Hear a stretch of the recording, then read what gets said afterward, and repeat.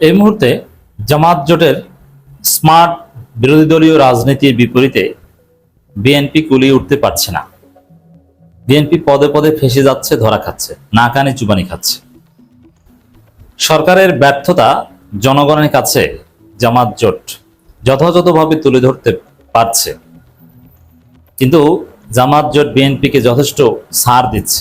যেমন এই মুহূর্তে বিদ্যুতের যে ভয়াবহ লোডশেডিং, বিদ্যুৎ সংকট এবং গ্যাস সংকট, জাস্ট বিদ্যুৎ সংকট আর গ্যাস সংকট, এই দুইটা বিষয় সামনে এনে যদি জামাত জোট হরতালের ডাক দেয়, জামাত এনসিপি নেতাকর্মীদের কাউকে রাজপথে নামতে হবে না, জনগণ অটো হরতাল করবে। তাহলে বুঝেন, এমনিতে এই অবস্থা, কলকারখানার চাকা ঘোরা বন্ধ হয়ে যাচ্ছে, শ্রমিকরা বেকার হয়ে যাচ্ছে, গার্মেন্টস বন্ধ হয়ে যাচ্ছে, নানান কারখানা বন্ধ হয়ে যাচ্ছে বিদ্যুৎ এবং গ্যাস সংকটের ফলে। এখন এই পরিস্থিতিতে যদি জামাত জোট একদিন হরতাল ডেকে দেয়, তাহলে অবস্থাটা কি হবে বুঝেন, মরার উপর খাড়ার গা।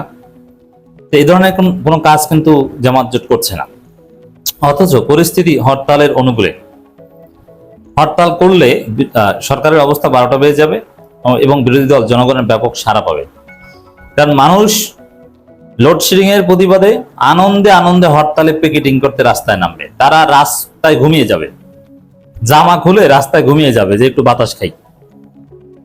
কিন্তু এরকম কোন কর্মসূচির কথা এখন পর্যন্ত বিরোধী দল ভাবছে না। হ্যাঁ, সামনে এটা করবে, হয়তো নভেম্বরে মহাসমাবেশ পর্যন্ত জামাত অপেক্ষা করবে। কিন্তু সরকারের ব্যর্থতা জনগণের কাছে তুলে ধরা, জনগণকে বোঝানো এবং সরকারকে জবাবদিহিতার আওতায় আনার যে প্রক্রিয়া এবং সরকারের নানান অনিয়মের বিরুদ্ধে বিভিন্ন জায়গায় যে প্রতিবাদ, এর বিপরীতে বিএনপি কিছুই করতে পারছে না। বাস্তবিক পক্ষে বিরোধী দল সফট পলিটিক্স করে, ভদ্র রাজনীতি করে সরকারি দলের জনপ্রিয়তার 12টা বাজিয়ে দিয়েছে, সরকারি দলের হাতে হারিকেন ধরিয়ে দিয়েছে। এই মুহূর্তে বিএনপির জনপ্রিয়তা তলানিতে পৌঁছেছে। 10% জনগণ বিএনপিকে সমর্থন করে কিনা সন্দেহ আছে, কারণ এই বিদ্যুৎ গ্যাস সংকটে মানুষ মারাত্মকভাবে ক্ষুব্ধ। হয়তো মানুষ এটা ভুলে যাবে যদি পরিস্থিতি উত্তরণ হয়, বাট এই মুহূর্তে যেমন রাজনীতিতে কিছু কিছু মোমেন্টাম আছে যেই সময়টাতে মানুষ ওই দলের প্রতি চরম ক্ষুব্ধ থাকে। যেমন গাজী নজরুল ইসলাম যেদিন ধরা পড়েছেন, জামাত এমপি সাতক্ষীরার, তার পরের দিন যদি নির্বাচন হতো তাহলে জামাতের ভোট 10%ও ছিল না। জামাত পরিবারের লোকজন, জামাত নেতাদের স্ত্রীরা সবাই জামাতের প্রতি ক্ষুব্ধ ছিল। এটা আমার একদম এমপিরিক্যাল অ্যানালাইসিস। কিন্তু মাসখানে পর কিন্তু মানুষ এই চিত্র ভুলে গেছে। রাজনীতিতে আরো অনেক ঘটনা এসেছে, আর গাজী নজরুলের বিরুদ্ধে জামাত যথাযথ পদক্ষেপ নিতে পেরেছে, যার ফলে ওটা আউট হয়ে গেছে। এখন স্বাভাবিক, এখন আবার মানুষ দেখছে যে না, বিএনপি সরকার তো ব্যর্থ, জামাতকেই প্রয়োজন। এখন জামাতের জনপ্রিয়তা বাড়ছে বা বেড়েছে। ঠিক তদ্রূপ এই যখন জ্বালানি সংকট হয়েছিল, মাইলের পর মাইল লাইন, তখনকার সময় যদি জনপ্রিয়তা যাচাই করা হতো, বিএনপির 10% মানুষের সমর্থন করত না। এখন বা সপ্তাহখানেক আগে, 1-1.5 সপ্তাহ আগে যে ভয়াবহ লোডশেডিং ছিল, ওই সময় যদি বিএনপির জনপ্রিয়তা যাচাই করা হতো, বিএনপি পরিবারের লোকজনও বিএনপির পক্ষে ছিল না। তো দর্শক, এই বিষয়গুলো বিরোধী দল ভালোভাবে কাজে লাগাতে পারছে, বিএনপির ব্যর্থতাগুলো তুলে ধরতে পেরেছে। স্বরাষ্ট্রমন্ত্রী আইন শৃঙ্খলা পরিস্থিতি পুনরুদ্ধার করতে পেরেছেন কিনা এই প্রশ্ন করে হাসনাত আব্দুল্লাহ বিএনপি পাড়ায় আগুন জ্বালিয়ে দিয়েছেন, এবং এই টাইপের প্রশ্ন করে ডক্টর শফিকুল ইসলাম মাসুদ স্বরাষ্ট্রমন্ত্রী মাথা খারাপ করে দিয়েছেন। এর মাধ্যমে সরকারের দুর্বলতা স্পষ্ট হয়েছে, সরকারের কাছে সুনির্দিষ্ট জবাব নেই। এবং বাস্তবিক পক্ষে তো এটাই যে আইন শৃঙ্খলা পরিস্থিতির উন্নতি আসলে নেই, অবনতি। খুন বাড়ছে, ধর্ষণ বাড়ছে, ছিনতাই থেকে শুরু করে আইন শৃঙ্খলা পরিস্থিতির অবনতির যত ইন্ডেক্স আছে সবকিছুর অবনতি, উন্নতির কোনো লক্ষণ নাই। সংসদে এই বিষয়টা তুলে ধরছেন। আবার বিরোধী সরকারি দলের যে কিছু 2 নম্বরে, যেমন গুম অধ্যাদেশ নিয়ে যে জালিয়াতিটা বিএনপি সরকার করছে, যে প্রতারণাটা করছে, এটা বিভিন্ন বাহিনী, ডিজিএফআই এদেরকে খুশি করতে বা এদের কথা মতো বিএনপি চলছে, যার ফলে মানবাধিকার বিল এবং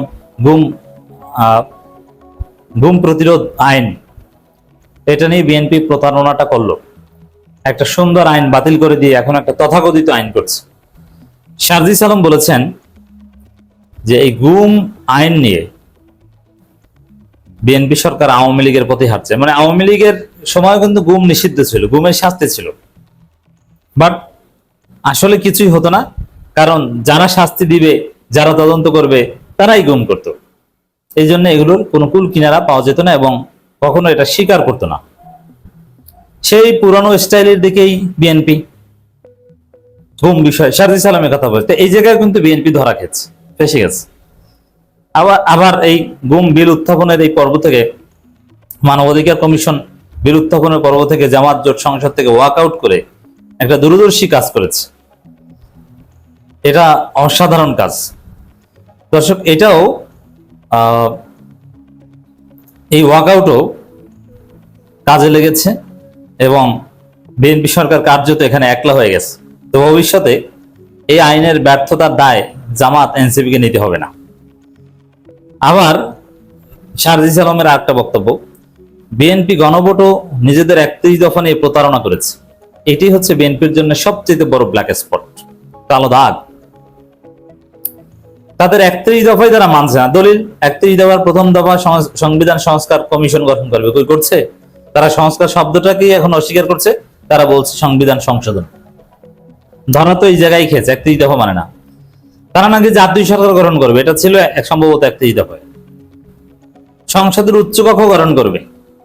এই যে আমরা মক্কা চুক্তি নিয়ে কথা বলছি, কথা ছিল যে আন্তর্জাতিক চুক্তি করতে হলে সংসদের উচ্চকক্ষেরও অনুমতি লাগবে, সংসদে আলোচনা হবে, একটা স্বচ্ছতা থাকবে। সে উচ্চকক্ষই তো নাই, আলোচনা হয়, ঝগড়া হয় এখন ফেসবুকে, মজা না? তো সে জাতীয় সরকার, উচ্চকক্ষ কোথায়? এগুলো ক্ষমতা আসলেই নাকি করবে। জুলাই সনদও মানছে না, তাদের 31 দফা মানছে না। তাহলে বিএনপি তো আসলে প্রতারক দল। ক্ষমতা আসার জন্য তারা জুলাই সনদের মতো ভালো বিষয় মেনে নিয়েছে, জনগণকে বুঝিয়েছে আমরা তো ভালো, আমরা তো সংস্কার চাই, আমরা তো ফ্যাসিস্ট হতে চাই না। 31 দফা প্রচার করে বুঝিয়েছে না, এই যে দেখেন কত সুন্দর দফা। আসলে ওই দফা তারাই মানে না। জাতীয় সরকার আছে, জাতীয় সরকার গঠনের কথা বলেছিল, নাই। তো বিএনপি আসলে প্রতারকদের দল, এটা বিরোধী দল প্রমাণ করে দিতে পেরেছে।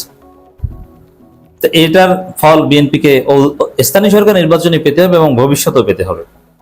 স্থানীয় সরকার নির্বাচন কারচুপি করবেন, কারচুপি করলে আপনাদের অবস্থা আরো তাড়াতাড়ি 12টা বেজে যাবে। এছাড়া বিএনপি এখন সাংবাদিক নির্যাতন করছে, সাংবাদিক পেটাচ্ছে। তারা বলছে যে তোরা লিখবে, আমরা পিটামু শরীয়তপুর। এই সাংবাদিক পেটানোর, পিটিয়ে দমন করার দম্ভ, ফেসিবাদী মানসিকতার প্রমাণ হিসেবে এনসিপি আখ্যায়িত করেছে। আমিরে জামাত বলেছেন যে পার্লামেন্টারিয়ান ফেসিজম সালাউদ্দিন আহমেদের শিক্ষক সুলভ আচরণ। ওভারঅল বিরোধী দলের রাজনীতির মুখে বিএনপির বিরোধী দল যে ন্যারেটিভগুলো নির্মাণ করছে, জনগণের মধ্যে যে পারসেপশন তৈরি করছে, তার বিপরীতে সরকারি দল কিছুই করতে পারছে না। বিএনপি কুলিয়ে উঠতে পারছে না, বরং ফেসে যাচ্ছে। বরং বিএনপির তো কোনো তৎপরতা নেই, তারা তো সরকারের মধ্যে বিলীন হয়ে গেছে।